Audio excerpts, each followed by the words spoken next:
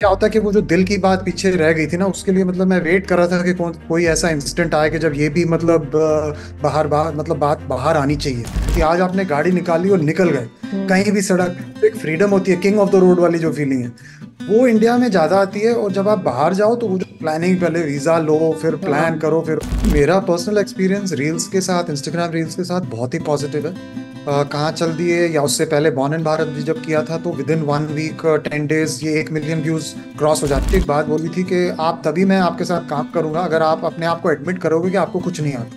देखो आस पास, देखो वो सब जो खोज रहे हो यहाँ तुम्हें मिल जाएगा। कहाँ चल दिए ओ राही। Hi everyone, I am Divya, you are watching me on ENT live as well as ABP live. आज मेरे साथ बड़े स्पेशल गेस्ट हैं। नाम है विनीत सिंह हुक्मानी। मुझे बताने की जरूरत नहीं, आप सब जानते होंगे, सबने इनके गाने सुने हैं, मैंने भी सुने हैं, आपने भी सुने होंगे। Hello Hukmani sir, how are you? Thank you Divya, thank you for the welcome. I am fine, I hope you are good. और सारे व्यूअर्स को भी बहुत बहुत बड़ा नमस्कार मेरी तरफ से। I am very good. आप बताइए कैसा चल रहा है? हाँ, good, everything is good, enjoying the heat in Delhi. Okay. You can call it enjoying. अच्छा सर, सबसे पहले ना कहाँ चल दिए इससे पहले मैं बात करना चाहती हूँ कि आपने कहाँ चल दिए जो गाना बनाया वो जर्नी सॉन्ग है। ट्रैवल पे है, जो लोग जर्नीज करते हैं, लंबी लंबी घूमना पसंद करते हैं उनके लिए। तो गाने के बारे में जानने से पहले मैं थोड़ा सा आपकी जर्नी के बारे में पूछना चाहूंगी। कब से सब कुछ शुरू हुआ था गानों को लेकर और अब तक कैसा चलता आ रहा है? ये गानों की जर्नी तो अभी बहुत ही रीसेंट है। May be hmm. 4 years ago मैंने इसको मतलब फॉर्मली शुरू किया है। उससे पहले क्योंकि कॉर्पोरेट लाइफ में बहुत बिजी था। हम्म। क्योंकि वो कहते हैं ना, पहले दिमाग से काम ले रहा था। तो मतलब एजुकेशन अपनी करें, वो माँ बाप का प्रेशर हमेशा था कि hmm. First get a job and all those things जो कन्वेंशनल होता है। तो इंजीनियरिंग की, फिर हार्वर्ड बिजनेस स्कूल से एमबीए किया, फिर कॉर्पोरेट में लग गए। हम्म। बट क्या होता है कि वो जो दिल की बात पीछे रह गई थी ना, उसके लिए मतलब मैं वेट कर रहा था कि कोई ऐसा इंसिडेंट आए कि जब ये भी मतलब बाहर बाहर मतलब बात बाहर आनी चाहिए। तो ये मुझे मौका मिला 2019 में, जब हम्म। हमने अपना रेडियो बिजनेस था वो दूसरे मीडिया हाउस को भेज दिया। तो उस टाइम पे मुझे ये लगा कि अब यही मौका है कि मतलब जो इतने सारे गाने मतलब जो कहते हैं ना जहन में इकट्ठे हो रहे थे, कि इनको अब बाहर निकलना चाहिए। और इसकी एक मतलब एक प्रेशर अंदर से, इमोशनल प्रेशर काफी हो गया था कि ये चीज आगे मतलब बढ़नी चाहिए। तो 2019 में मैंने ये फाइनली फॉर्मली शुरू किया। But I was very lucky कि उस टाइम बहुत ही मेरे जो यूएस में जो एजेंट हैं, क्योंकि उन्होंने मुझे बहुत ट्रेनिंग दी, क्योंकि I hmm. Started with English songs. तो यूरोप में और अमेरिका में जितने भी चार्ट्स में और सब में जो मेरा मतलब जो भी अचीवमेंट्स हुए, इट इज ओनली बिकॉज उनकी ट्रेनिंग और उनका हमारा जो टीम वर्क रहा है। It is fantastic. तो वाइल मैं कहूँगा कि मुझे एक मौका मिला है टू एक्सप्रेस माई हार्ट, और ये सब तो है ही, पर without using your brain and without actually जो चीज़ें सीखने को मिल रही है और उसको अप्लाई करना, creative journey is not complete तो अब मतलब मैं सोच रहा हूँ, अब मुझे फाइनली मौका मिला कि दोनों दिमाग और दिल का साथ साथ इस्तेमाल किया जाए। डेफिनेटली मैंने एक गाना सुना, गाने पे इतने सारे कमेंट्स हैं, सच अ नाइस सॉन्ग, जर्नी के लिए, कार ट्रैवलिंग के लिए इतना अच्छा गाना मिल गया, ये वो। सबसे पहले तो आप थोड़ा सा गाना गा के सुना सकते हो? हाँ श्योर, क्यों नहीं। हाँ प्लीज। देखो आस पास, देखो वो सब जो खोज रहे हो यहाँ तुम्हें मिल जाएगा। कहाँ चल दिए, कहाँ चल दिए ओ राही।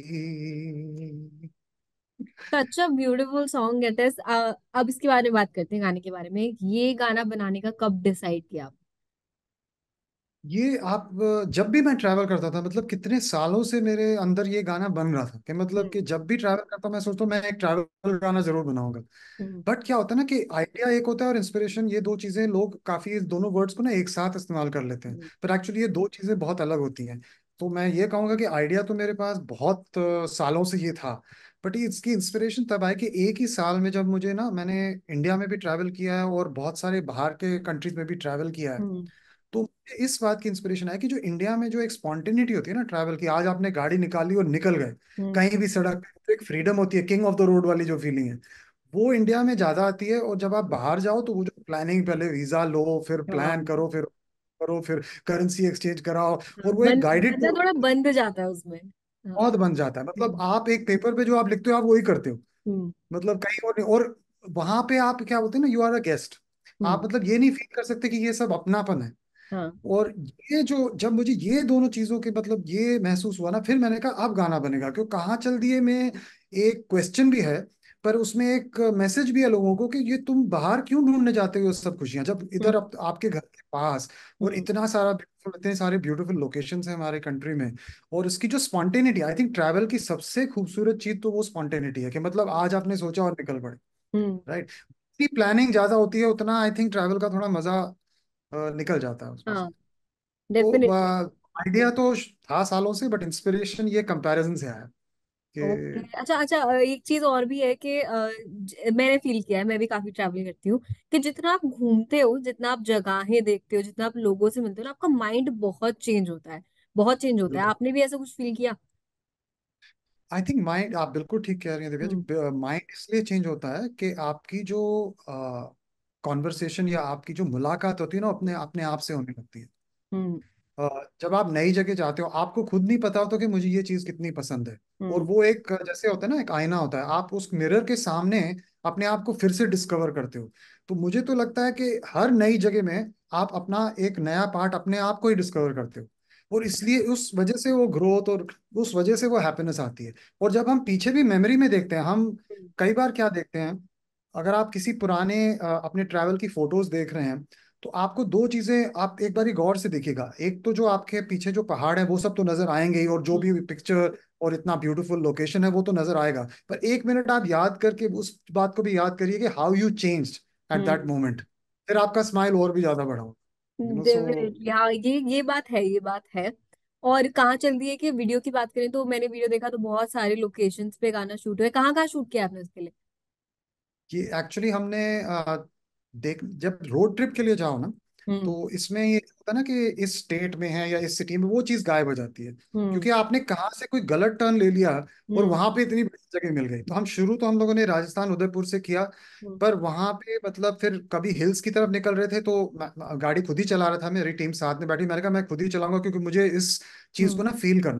हम्म। तो हम जब मैं बोलते थे चलो राइट लेते हैं, मैं कहता हूँ नहीं लेफ्ट लेके देखते हैं क्या होता है। हम्म। तो लेफ्ट में जाते थे तो सडनली हिल्स है और इतनी ब्यूटीफुल कोई लेक मिल गई वहां पे। फिर हम्म। कहीं गए और नॉर्थ पे चलते चलते चलते चलते गए जहाँ पे फुट हिल्स पे, जहाँ पे स्नो नजर आ गई। और ऐसी जगह आप पूछ रहे हो कहाँ कहाँ गए, कहीं उन जगहों का मुझे नाम भी नहीं पता, बिकॉज हाँ, कोई बोर्ड नहीं हुआ, कुछ नहीं लगा हुआ। और अगर आपने वीडियो में देखा होगा, बर्फ भी आपने है कहीं बहुत जगह तो। बर्फ है और उस हाँ। लोग नहीं नजर आ रहे आपको उन जगहों पे। खाली एकदम। आप आजकल आप इंडिया में मुझे एक जगह बताइए टूरिस्ट की जहाँ पे आपको लोग नहीं नजर आए। नहीं तो नहीं, मैं तो अब तो आपको कह लोग रहा हूँ आपको सर्च कर करके जाते हैं कि हिडन प्लेस, और वहीं पे सबसे ज्यादा भीड़ मिलती है। सॉलिट्यूड तभी मिलता है जब आप गाड़ी लेके ऐसे निकल जाओ, आपको खुद भी नहीं पता आप कहाँ टर्न करने वाले हो। तो कहीं आपने अगर ऐसा टर्न किया, और मेरे ख्याल से सुबह सुबह के टाइम जैसे 5, 5:30, 6 बजे जब आप निकलते हो, एक तो बहुत ही ब्यूटीफुल होता है जैसे सनराइज आता है और हम्म। फिर सनसेट। हम्म। तो इन दोनों में मतलब गाड़ी में ही हो सकता है ये, है ना, बाय रोड।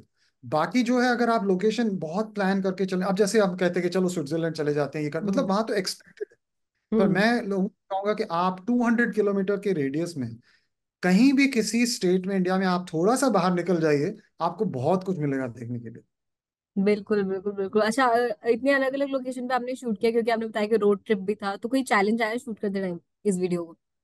तो जब जो गाड़ी में चला रहा था तो obviously it was a jeep, पर कहीं कहीं ऐसे लगता था कहीं हिल में नहीं चढ़ेगी ये। हम्म। और जहाँ गाड़ी चढ़ जाती थी उसके आगे हमको और भी क्लाइंब करना, तो मुझे लगता था मैं नहीं चढ़ पाऊंगा, मतलब because it was like a trekking also.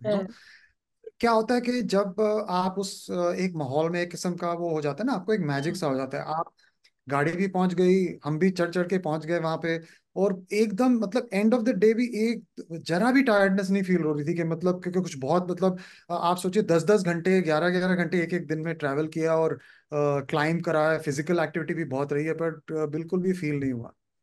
वाह, क्योंकि जब वो पैशन होता है ना, तो आपको थकान फील ही नहीं होती कि आपको कुछ बनाना है। जब आप क्या होता है ना, जब आप चढ़ हम्म। रहे हो पहाड़ पे तो या हम्म। कहीं पे या किसी हिल पे, तो उस टाइम थकान होती है, पर जब आप हम्म। ऊपर पहुंच के देखते हो कि आप कहाँ पहुंचे हो, एकदम। पता नहीं कहाँ थकान चली जाती है, वो it is all gone then. बिल्कुल एंड बिल्कुल, क्योंकि आसपास लोग भी बहुत इंडिया में आपको बहुत फ्रेंडली ऐसे लोग मिलेंगे, मतलब हम्म, आपको बोलेंगे जैसे आप बाहर कहीं जाओ ना तो लोग थोड़ा झिझकते हैं बात करने से, कि हम्म। कि मतलब दे डोंट नो कि आप किस लिए पूछ रहे हो। यहाँ पे कोई भी चलता, अरे नहीं नहीं आप वहां से राइट ले लो, आप देखो वहां ऊपर चढ़ जाना, वहां देखना कितना बढ़िया है, सो ये बहुत मजा आता है, you make friends like that on the way also. हाँ।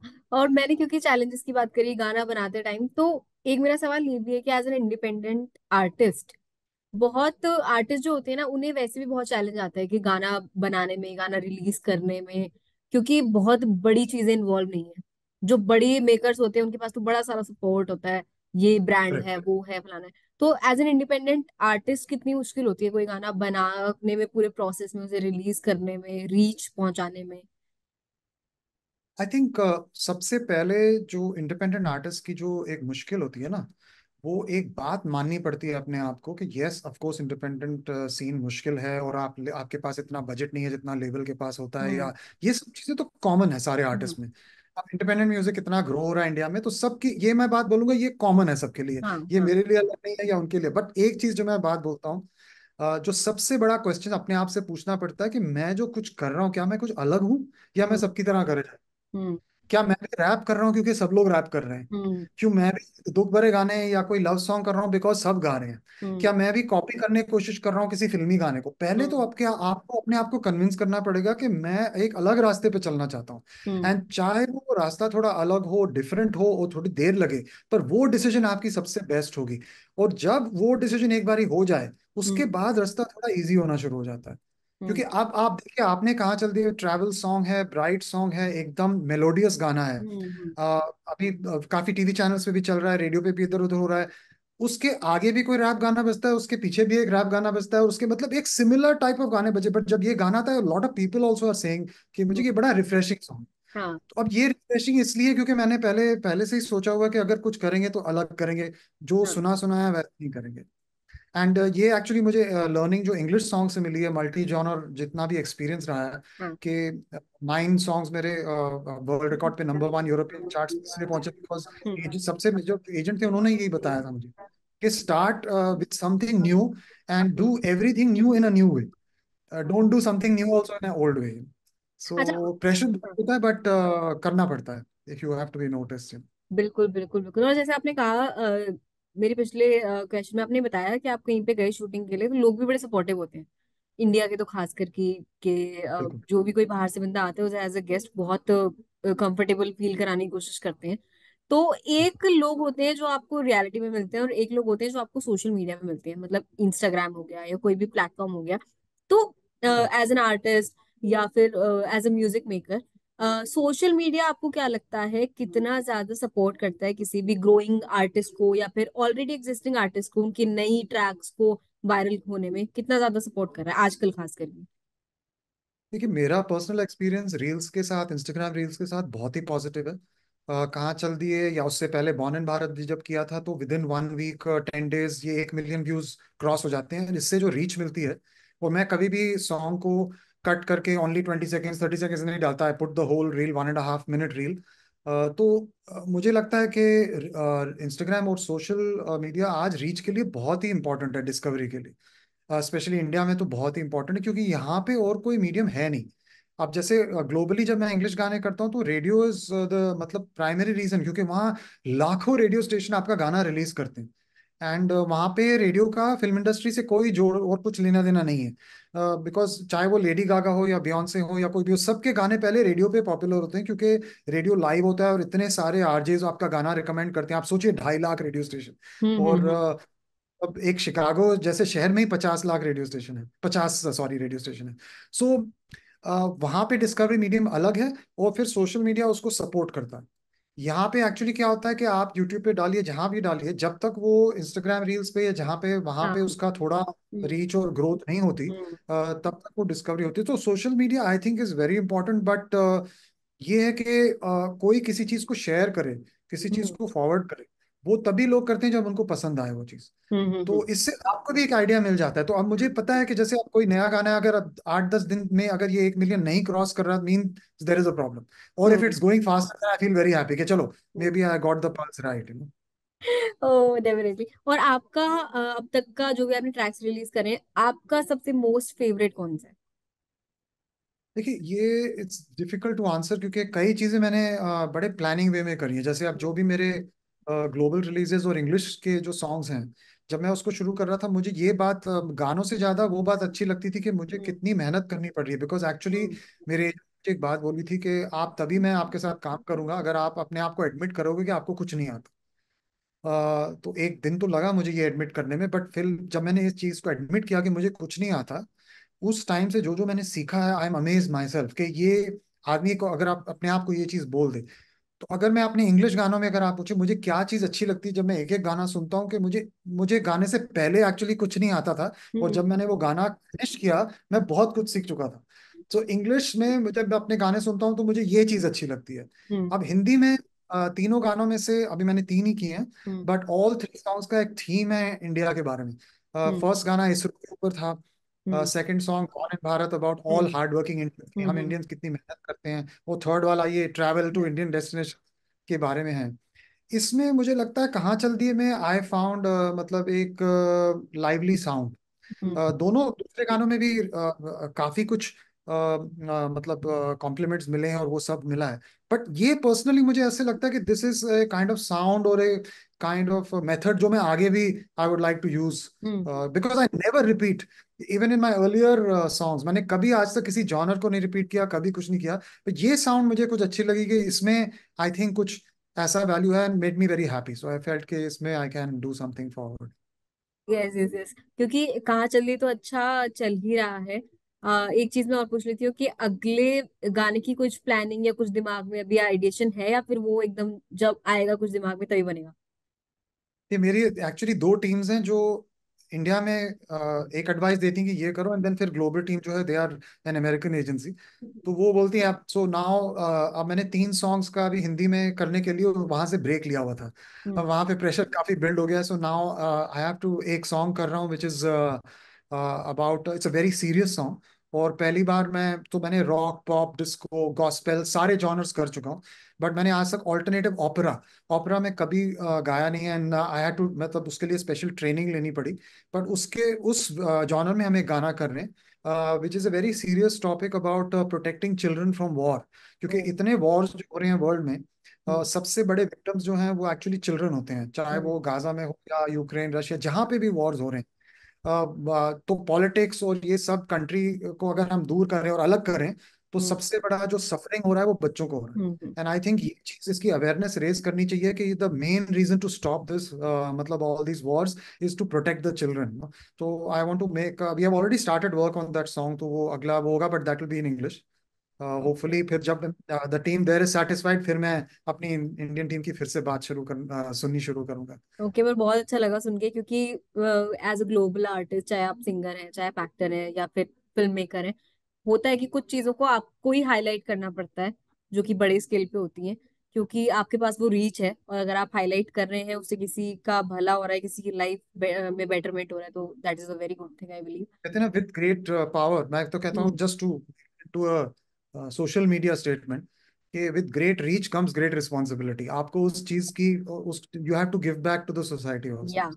या एग्जैक्टली, आई टोटली अग्री। बाकी कहाँ चल रही है, चल रहा है, और चलते चलते बहुत बढ़िया ही चल जाएगा, आई नो। ऑलरेडी बहुत अच्छा चल रहा है, बहुत सारे कमेंट्स हैं उस पे कि lovely song, thank you for giving such a song.